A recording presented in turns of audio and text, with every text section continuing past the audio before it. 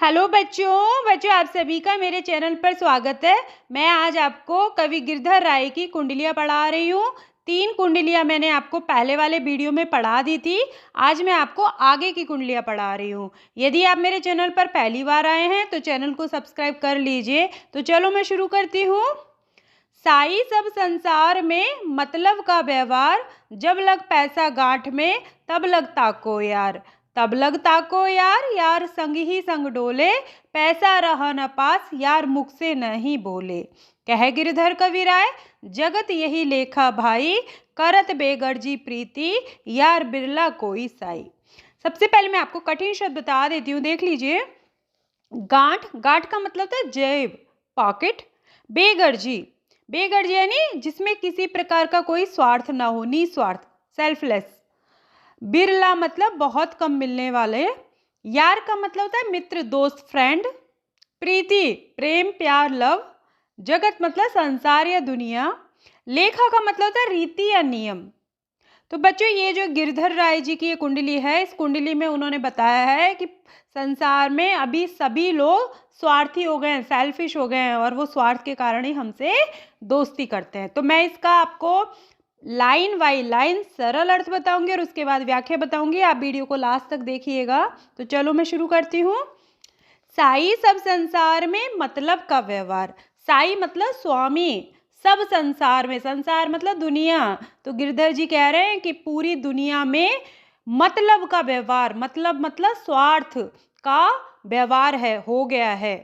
वे कह रहे हैं कि सभी लोग स्वार्थ के कारण ही आपसे मतलब रखते हैं या आपसे दोस्ती करते हैं। मतलब सब लोग कैसे हो गए हैं, सब लोग सेल्फिश हो गए, स्वार्थी हो गए, और स्वार्थ के कारण ही वे हमसे व्यवहार रखते हैं, वे हमसे दोस्ती करते हैं। आगे देखिए, जब लग पैसा गांठ में तब लग ताको यार।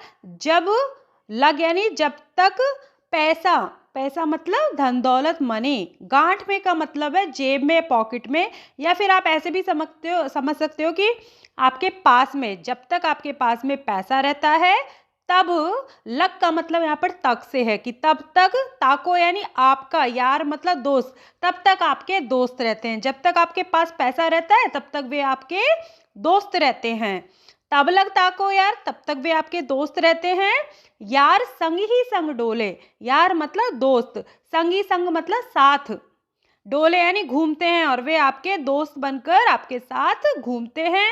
वे आपके साथ दोस्ती का दिखावा करते हैं और आपके साथ रहते हैं। आगे देखिए, पैसा रहा न पास, और जब आपके पास पैसा नहीं रहता है, यार यानी दोस्त, मुख से ना ही बोले। मुख मतलब मुंह से, नहीं बोले। जब आपके पास पैसा नहीं रहता है तो वे आपसे बात करना बंद कर देते हैं, वे आपसे मुंह मोड़ लेते हैं, वे आपसे दोस्ती तोड़ लेते हैं।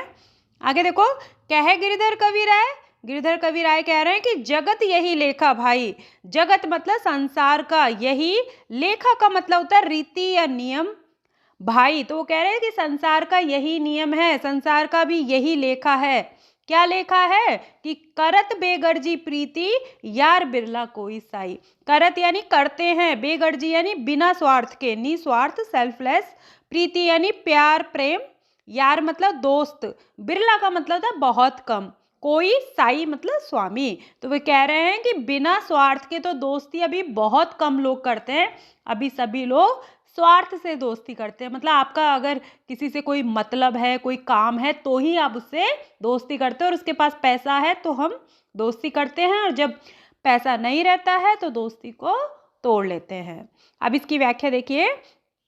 प्रस्तुत कुंडली में गिरधर कवि राय ने समाज की रीति पर व्यंग किया है। कवि कहते हैं कि इस संसार में सब लोग मतलबी या स्वार्थी हैं, मतलब सेल्फिश हैं।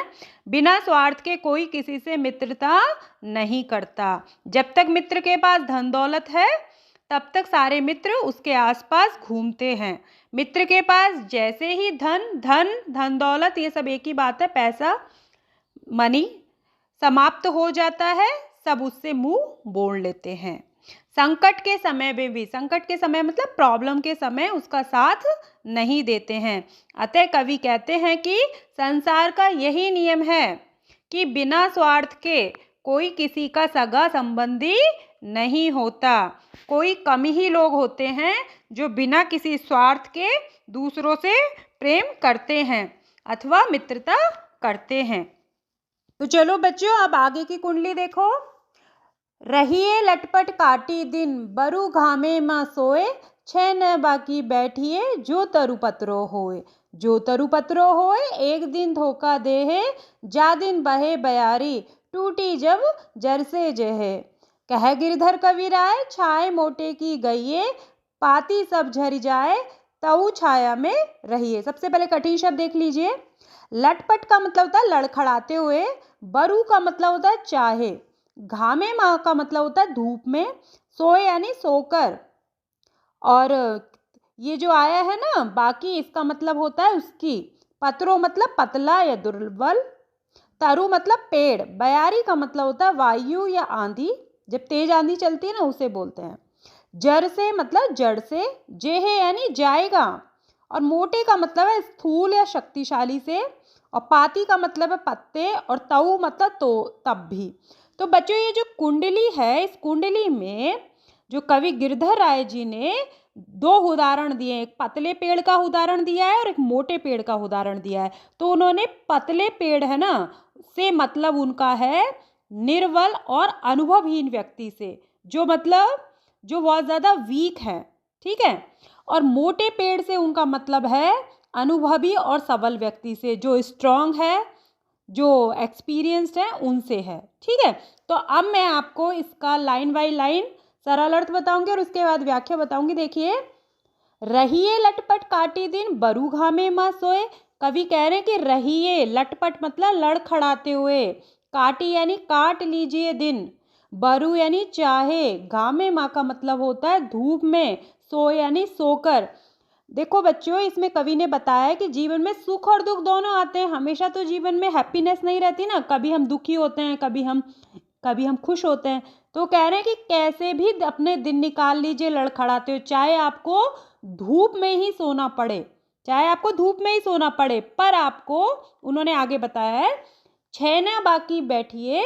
छह यानी छाया, न यानी नहीं, बाकी यानी उसकी, बैठी यानी बैठना चाहिए, पर उसकी छाया में नहीं बैठना चाहिए। किसकी? जो तरु पत्रो होए।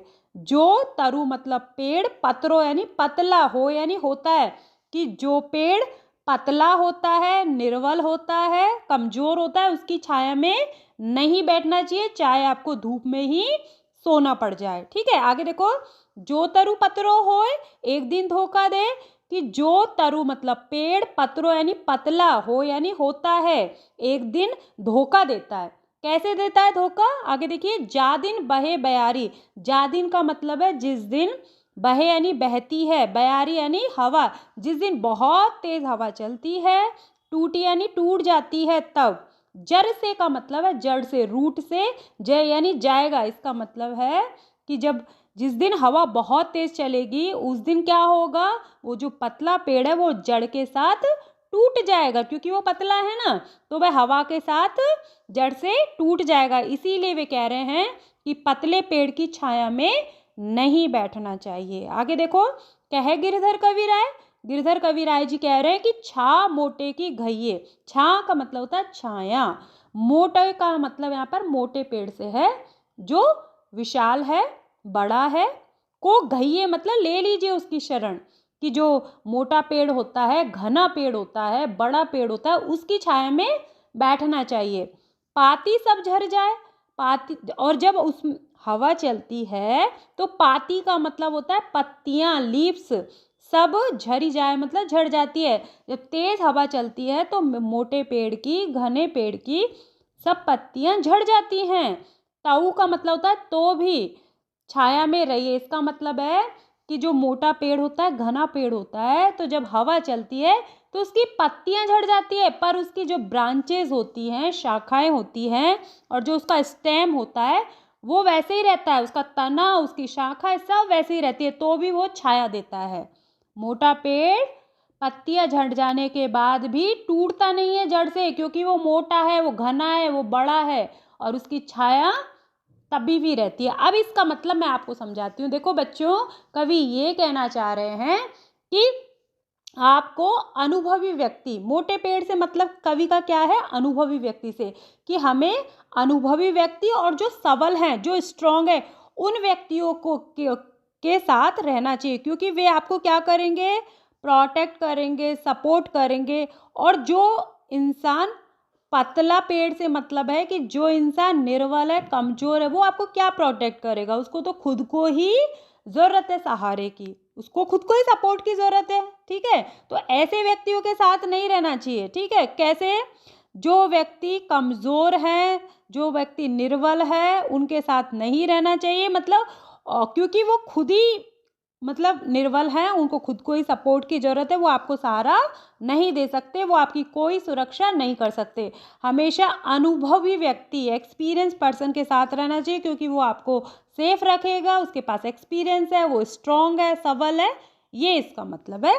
अब इसकी व्याख्या देखिए, गिरधर कविराय इस कुंडलियों में गिरधर कविराय इन कुंडलियों में कह रहे हैं कि चाहे किसी भी स्थिति में जीवन व्यतीत कर लीजिए, लेकिन उस पेड़ की छाया में कभी नहीं बैठना चाहिए जो पतला या कमजोर हो, क्योंकि ऐसा पेड़ कभी कभी अवश्य धोखा देगा। जब भी तेज हवा चलेगी, आंधी चलेगी, तो पतला पेड़ जड़ से उखड़कर गिर जाएगा। इसीलिए हमें किसी मोटे पेड़ का सहारा लेना चाहिए। मोटा पेड़ आंधी के प्रहार को सहन कर लेता है और कभी धोखा नहीं देता। आंधी आने पर मोटे पेड़ के पत्ते भले ही झड़ जाएं, परंतु उसका तना और डालियां सुरक्षित रहेगी। अतः मनुष्य को मजबूत पेड़ की छाया ग्रहण करनी चाहिए। अब विशेष क्या बात है इसमें, देखिए कि उपर्युक्त कुंडलियों द्वारा गिरधर कविराय जी पेड़ के माध्यम से संकेत कर रहे हैं कि हमें समर्थ, कैपेबल एवं अनुभवी व्यक्ति, मतलब एक्सपीरियंस्ड पर्सन का सहारा लेना चाहिए। निर्बल व्यक्ति ना अपनी सुरक्षा कर सकता है और ना दूसरों की कर सकता है। सबल व्यक्ति स्वयं भी सुरक्षित रहता है, स्वयं मतलब सेफ रहता है, और अपने आप, अपने पास आए व्यक्ति को भी सुरक्षित रखता है।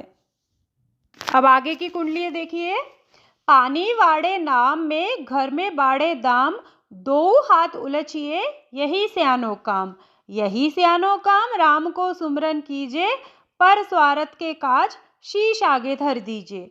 कह गिरधर कविराय बड़ेन की यही वाणी, चलिए चाल सुचाल राखिए अपना पानी। सबसे पहले आप शब्दार्थ देख लीजिए। बाड़े का मतलब होता है बढ़ना या घुसना, दाम का मतलब होता है रुपया पैसा, उलझिए का मतलब है यहाँ पर बाहर निकालना या फेंकने से, सयानो मतलब होशियारी या समझदारी, और सुमिरन का मतलब है यहाँ पर स्मरण करने से, याद करने से। पर स्वार्थ का मतलब होता है परोपकार या दूसरों की भलाई। काज का मतलब होता है काम, बड़ेन मतलब बड़े, और बानी का मतलब होता है वाणी। पानी का मतलब है यहाँ पे जो लास्ट में पानी आया है उसका मतलब है सम्मान या इज्जत। ठीक है, अब इसका मैं आपको लाइन बाय लाइन सरल अर्थ बताऊंगी और उसके बाद व्याख्या बताऊंगी। देखिए, पानी बाड़े नाम में घर में बाड़े दम, कवि कह रहे हैं कि यदि पानी, वाटर, बाड़े यानी बढ़ जाए, नाव में मतलब बोट में, जो पानी में बोट चलती है, तो कह रहे हैं कि यदि नाव में पानी बढ़ जाए और घर में बाड़े यानी बढ़ जाए, क्या बढ़ जाए, दाम मतलब होता है रुपया पैसा, कि यदि घर में रुपया पैसा बढ़ जाए तो क्या करना चाहिए, वो बता रहे हैं आगे। दो यानी दोनों, हाथ यानी हाथों से, उलझी यानी बाहर निकालना चाहिए, यही सियानो काम, यही सियानो मतलब समझदारी का, होशियारी का काम है। तो कवि कह रहे हैं कि यदि नाव में पानी बढ़ जाए तो क्या करना चाहिए, दोनों हाथों से पानी को बाहर निकालना चाहिए।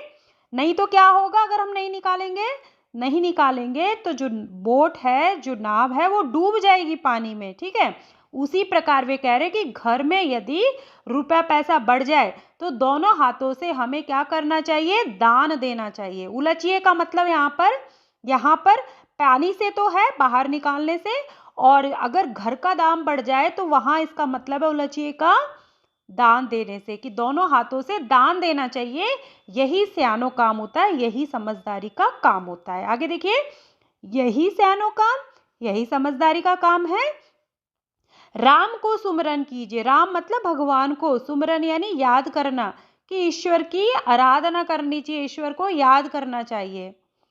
पर स्वार्थ के का शीश आगे धर दीजिए, परस्वार्थ का मतलब है यहाँ पे परोपकार, दूसरों की भलाई के, काज यानी काम के लिए, शीश यानी सिर, आगे धरना यानी धर मतलब धरना होता है, दीजिए मतलब दीजिए, कि दूसरों की भलाई के लिए सिर आगे रख दीजिए। इसका मतलब है परोपकार का मतलब होता है बच्चों दूसरों की हेल्प करना, दूसरों की मदद करना, दूसरों की भलाई करना। तो कवि कह रहे हैं कि हमें दूसरों की भलाई करनी चाहिए, और उस शीश आगे धर दीजिए का मतलब है कि उसके लिए, दूसरों की भलाई के लिए, परोपकार के लिए अगर हमें अपना प्राण भी देने पड़े तो भी दे देने चाहिए, मतलब अपना सर्वस्व लुटा देना चाहिए दूसरों की भलाई के काम करने के लिए। ये है इसका मतलब। शीश आगे धर दीजिए मतलब अपना सब कुछ दे दीजिए, सर्वस्व अपना लुटा दीजिए, पर दूसरों की भलाई का काम कीजिए।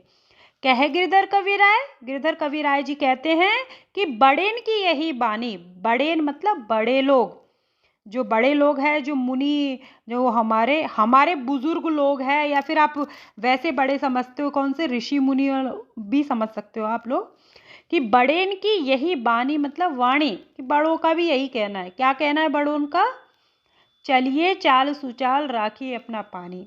चलिए मतलब चलना चाहिए, चाल का मतलब होता है व्यवहार या गति, बिहेवियर हमारा, सुचाल का मतलब होता है अच्छी गति, राखी यानी रखना चाहिए अपना, पानी का मतलब यहाँ पर है सम्मान। तो कवि क्या कह रहे हैं कि बड़े लोगों ने भी कहा है, क्या कहा है बड़े लोगों ने, कि आपका जो व्यवहार है, ठीक है, वो आपका अच्छा होना चाहिए। सुचाल का मतलब आपकी जो गति है, व्यवहार है, वो आपकी अच्छी होनी चाहिए, और ऐसा काम करना चाहिए, दान देने का काम करना चाहिए, परोपकार का काम करना चाहिए, जिससे आपकी समाज में इज्जत बनी रहे, समाज में आपका सम्मान बना रहे। ठीक है, अब इसकी व्याख्या देखिए। प्रस्तुत कुंडली में गिरधर कवि राय जी ने परोपकार का महत्व समझाया है। कवि कहते हैं कि जिस प्रकार नाव में पानी बढ़ जाने पर दोनों हाथों से पानी बाहर निकालने का प्रयास करते हैं, अन्यथा मतलब नहीं तो नाव के डूब जाने का भय रहता है, उसी प्रकार घर में ज़्यादा धन दौलत आ जाने पर हमें उसे परोपकार में लगाना चाहिए। कवि के अनुसार सज्जन और परोपकारी व्यक्तियों की विशेषता है कि वे धन का उपयोग दूसरों की भलाई के लिए करते हैं और समाज में अपना मान सम्मान बनाए रखते हैं। अब आप आगे की कुंडली देखिए। राजा के दरबार में जैसे समय पाए, साई तहा न बैठिए, जह कोई दे उठाए, जह कोई दे उठाए, बोल अनबोले रहिए, हंसिए नहीं हायाए, बात पूछे तो कहिए। कह गिरधर कवि राय, समय सो कीजे काजा, अति आतुर नहीं होए, बहुरी अन कहे राजा। सबसे पहले शब्दार्थ देख लीजिए। समय का मतलब था समय, टाइम, को यानी कोई, अनबोले का मतलब होता है बिना बोले, चुप, साइलेंट, हयाए का मतलब होता है जोर से हंसना, ठाके मार के हंसना, काजा मतलब कार्य, काम, आतुर का मतलब होता है बेचैन, और अनकहे का मतलब है नाराज या क्रोधित। तो बच्चों ये जो कुंडली है, इस कुंडली में गिरधर जी ने नैतिक व्यवहार के बारे में बताया कि हमारा व्यवहार कैसा होना चाहिए, हमारा बिहेवियर कैसा होना चाहिए। ठीक है, अब इसका आप सरल अर्थ देखिए। राजा के दरबार में जैसे समय पाए, कवि कह रहे हैं कि राजा के दरबार में जैसे समय पाए का मतलब होता है समय पाकर। इसका मतलब है कि राजा के दरबार में सही समय पर जाना चाहिए। देखो बच्चों, पहले के ज़माने में राजा लोग थे, अब तो कोई राजा नहीं है, तो अब के अगर इसको हम वर्तमान से जोड़े, प्रेजेंट से जोड़े, तो हम ये कह सकते हैं यदि आप किसी बड़े आदमी से, किसी बड़े अफसर से, बड़े ऑफिसर से आप मिलने जा रहे हो, तो आपको सही समय पर जाना चाहिए। ऐसा नहीं है कि कोई भी समय आप चले जाओ, नहीं, उचित समय पर, सही समय पर जाना चाहिए। आगे देखो, साई तहाँ न बैठिए, साई मतलब स्वामी, तहाँ यानी वहाँ, न बैठिए, वो कह रहे हैं कि साई वहाँ न बैठिए, जह यानी जो कोई, जहाँ से, को का मतलब है कोई, दे यानी देता है, उठा यानी उठा, कि जहाँ से आपको कोई उठा देता है। जह का मतलब यहाँ पे जहाँ है, कि जहाँ से आपको कोई उठा दे। तो इसका मतलब क्या है कि हमें हमारे ओहदे के हिसाब से, स्टेटस के हिसाब से बैठना चाहिए, ना ऊपर ना नीचे, हमें सही जगह पे बैठना चाहिए जिससे हमें कोई उठाए ना। आगे देखिए, जह कोई ना दे उठाए, जहाँ से कोई आपको नहीं उठाए, बोल अनबोले रहिए। और मान लो अगर आपको कोई वहाँ से उठा दे, आपको अपने प्लेस से उठा दे, तो बोल अनबोले रहिए, इसका मतलब है अनबोले यानी चुप रहिए, चुप रहना चाहिए, बोलना नहीं चाहिए। फिर हंसिए नहीं है और जोर जोर से नहीं हंसना चाहिए। बात पूछे तो कहिए, और बात पूछे यानी अगर आपसे कोई कुछ पूछता है तो यानी तो ही कहिए, तो ही बोलना चाहिए। आपसे अगर कोई कुछ पूछे तो आप उसका जवाब दीजिए।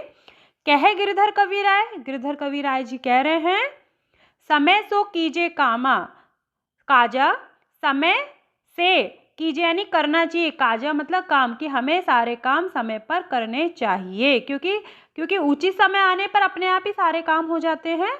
अति आतुर नहीं होए, अति यानी बहुत ज़्यादा, आतुर यानी व्याकुल बेचैन नहीं हो यानी नहीं होना चाहिए, बहुत ज़्यादा बेचैन नहीं होना चाहिए, क्योंकि सारे काम अपने आप समय आने पर हो ही जाते हैं। बहुरी अन कहे राजा, बहुरी यानी फिर, अन कहे यानी नाराज या क्रोधित राजा, और अगर आपने ये सब बातों का ध्यान नहीं रखा तो राजा क्या है, नाराज हो जाएंगे, ठीक है, राजा क्रोधित हो सकते हैं। इसीलिए हमें नियमों का पालन करना चाहिए, हमारा व्यवहार बहुत अच्छा होना चाहिए, ठीक है। अब इसकी व्याख्या देखिए, कवि राय गिरधर जी कहते हैं कि राजा के दरबार में सही समय पर जाना चाहिए। हमें एक बात का सदैव ध्यान रखना चाहिए कि हमें अपने हैसियत या ओहदे को देखकर ही स्थान ग्रहण करना चाहिए, और कभी ऐसे स्थान पर नहीं बैठना चाहिए जो हमारे स्तर के अनुकूल ना हो, मतलब स्टेटस के अनुकूल ना हो, क्योंकि ऐसे स्थान पर बैठने से हमें कोई भी वहाँ से उठा सकता है। कभी कहते हैं कि ऐसी स्थिति आने पर हमें चुप रहना चाहिए, बोलना नहीं चाहिए, हमें बोलते समय संयम बरतना चाहिए। अनावश्यक अननेसेसरी अनावश्यक रूप से कभी जोर जोर से नहीं हंसना चाहिए। जब हमसे कोई बात पूछी जाए तभी उसका उत्तर देना चाहिए। हमें अपने प्रत्येक कार्य समय पर करने चाहिए, हमें अधिक उतावला नहीं होना चाहिए, क्योंकि प्रत्येक कार्य सही समय पर आने पर ही होता है। कवि कहना चाह रहे हैं कि हमें राज दरबारों के नियमों का पालन करना चाहिए। आशा करती हूँ बच्चों आपको ये सारी कुंडलियाँ समझ में आ गई होगी। धन्यवाद।